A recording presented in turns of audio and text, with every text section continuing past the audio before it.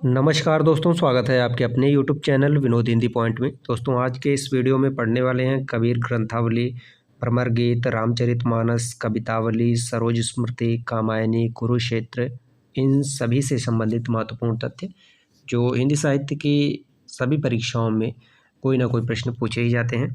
तो चलिए शुरू करते हैं आज का ये वीडियो। कबीर ग्रंथावली, इनके संपादक हैं श्याम सुंदर दास।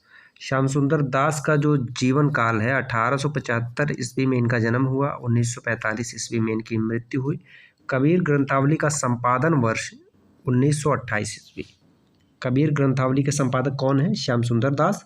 और इनका जन्म 1875 ईस्वी, मृत्यु 1945 ईस्वी।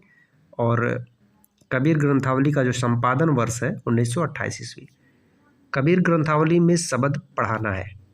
कबीर ग्रंथावली में शब्द पढ़ाना है। शब्द का शाब्दिक अर्थ है शब्द, ठीक है। साखी, शब्द, रामायणी, ये तीन जो है प्रमुख हैं। शब्द के प्रारंभिक 100 पद का राग गौड़ी।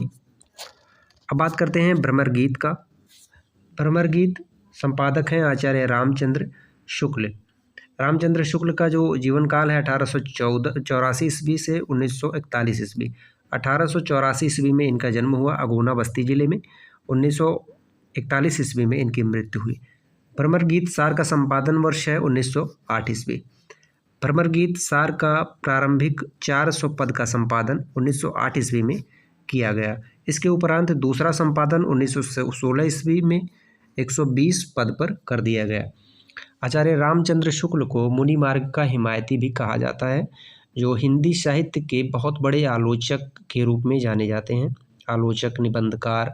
इनका एक अनुदित उपन्यास है शशांक, और इनकी जो कहानी है, जिसे हिंदी के प्रथम कहानियों में इनकी गिनती की जाती है, 11 वर्ष का समय। अगला है रामचरितमानस, जो तुलसीदास की रचना है। तुलसीदास का जीवन काल 1532 ईस्वी में इनका जन्म हुआ, 1623 ईस्वी में इनकी मृत्यु हुई। काव्य रूप है चरित और महाकाव्य है रामचरितमानस, और इसमें कुल 7 कांड हैं। इसमें कुल 7 कांड हैं। 7 कांड कौन कौन से हैं? बाल कांड है, अयोध्या कांड है, अरण्य कांड है, किष्किंधा कांड है, सुंदर कांड, लंका कांड और उत्तर कांड। ये सभी 7 कांड हैं। अयोध्या कांड की रचना जो है अयोध्या में हुई है। तुलसीदास ने जो रामचरितमानस लिखा था, इसे लिखने में जो समय लगा था 2 वर्ष 7 माह का समय लगा था रामचरितमानस लिखने में, ठीक है। और यह कब लिखा गया था? तो संवत 1631 ईस्वी। संवत 1631 ईस्वी 1574 सन 1574 में यह जो है लिखा गया था रामचरितमानस। इनके कुल 12 ग्रंथ जो है प्रमाणिक माने जाते हैं। आचार्य रामचंद्र शुक्ल के अनुसार तुलसीदास के कुल 12 ग्रंथ प्रमाणिक माने जाते हैं, जिसमें दोहावली, कवितावली, गीतावली, रामलला नहशू, पार्वती मंगल, जानकी मंगल, भरभय रामायण, वैराग्य संदीपनी, कृष्ण गीतावली। हनुमान बाहुक जो है इनका अंतिम ग्रंथ है, जो बाहुपीड़ा से संबंधित है, ठीक है। इनकी पत्नी का नाम था रत्नावली, और इनके पिता का नाम आत्माराम दुबे, और माता का नाम तुलसी था। कवितावली की बात करते हैं तो कवितावली जो है यह भी तुलसीदास की रचना है। इसमें भी कुल 7 कांड हैं। काव्य रूप यह मुक्तक रचना है। कवितावली में कुल 325 छंद हैं। कवितावली के उत्तर कांड में 183 छंद हैं। कवितावली के उत्तर कांड में राम से संबंधित तथ्य 22 है, ठीक है। ये कवितावली के संदर्भ में भी जो महत्वपूर्ण तथ्य है वो सभी आप लोगों के सामने प्रस्तुत है।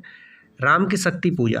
राम की शक्ति पूजा किसका है? तो ये निराला का है, राम की शक्ति पूजा। इसके रचनाकार हैं सूर्यकांत त्रिपाठी निराला, और इसका रचना वर्ष है 1936। सूर्यकांत त्रिपाठी निराला का जो जन्म हुआ है 1896। राम की शक्ति पूजा का संकलन जो है राग विराग में है, और इसके संपादक हैं रामविलास शर्मा। रामविलास शर्मा का जीवन काल है 1912 ईस्वी में इनका जन्म हुआ, और 2000 ईस्वी में इनकी मृत्यु हुई। रामविलास शर्मा मार्क्सवादी आलोचक के रूप में जाने जाते हैं। सर्वप्रथम प्रकाशन जो हुआ है वह भारत पत्रिका में हुआ है। द्वितीय प्रकाशन अनामिका द्वितीय खंड। काव्य स्वरूप यह लंबी कविता है। राम की शक्ति पूजा एक लंबी कविता है। सरोज स्मृति, अगला जो काव्य है सरोज स्मृति। रचनाकार हैं सूर्यकांत त्रिपाठी निराला और इसका जो रचना वर्ष है सरोज स्मृति का 1935 ईस्वी और इसका संकलन जो है राग बिराग में हुआ है। संपादक रामविलास शर्मा है। रामविलास शर्मा का जीवन काल 1912 से 2000 ईस्वी। काव्य रूप लंबी कविता व शोक गीत है। सरोज स्मृति सूर्यकांत त्रिपाठी निराला की पुत्री का नाम था सरोज और उनके निधन पर इन्होंने जो है सरोज स्मृति काव्य की रचना की और यह लंबी कविता है, शोक गीत के रूप में जाना जाता है। निराला की आत्मीय शैली में अपनी पुत्री सरोज जो 18 वर्ष पूर्ण कर चुकी थी तथा 19 वर्ष में प्रथम चरण रखा था, उसी का आकस्मिक मृत्यु का वर्णन सरोज स्मृति में किया गया है। अगला है कामायनी, जयशंकर प्रसाद की रचना है। रचनाकार हैं जयशंकर प्रसाद। जयशंकर प्रसाद का जीवन काल 1889 ईस्वी और मृत्यु 1937 ईस्वी में हुआ। कामायनी का जो रचना वर्ष है 1935 या 1936, कहीं कहीं आपको 1935 मिलेगा और कहीं कहीं आपको 36 मिलेगा। इसमें कुल 15 सर्ग हैं। कामायनी में कुल 15 सर्ग हैं और इसका काव्य रूप है, यह महाकाव्य है। इसके सर्ग भाव व मनोविकार से संबंधित हैं। भाव व मनोविकार ये कथन जब पूछा जाता है तो किसका है, तो रामचंद्र शुक्ल का है। पहला सर्ग है चिंता, तीसरा सर्ग है श्रद्धा, छठा सर्ग है लज्जा और इसका मूल उद्देश्य है आनंदवाद की स्थापना करना। जयशंकर प्रसाद जो है किस दर्शन से प्रभावित थे, तो ये शैव दर्शन से थे। ठीक है, जयशंकर प्रसाद जो है शैव दर्शन से प्रभावित थे। महादेवी वर्मा बौद्ध दर्शन से थे और सूर्यकांत त्रिपाठी निराला जो है अरविंद दर्शन से प्रभावित थे। अगला है कुरुक्षेत्र, जिसके रचनाकार हैं रामधारी सिंह दिनकर। रामधारी सिंह दिनकर का जीवन काल 1907 ईस्वी से 1974 ईस्वी और कुरुक्षेत्र का जो रचना काल है 1946 ईस्वी। इसमें कुल सर्गों की बात की जाए तो 7 हैं। काव्य रूप यह प्रबंध काव्य है। इसमें महाभारत की कथा का वर्णन किया गया है।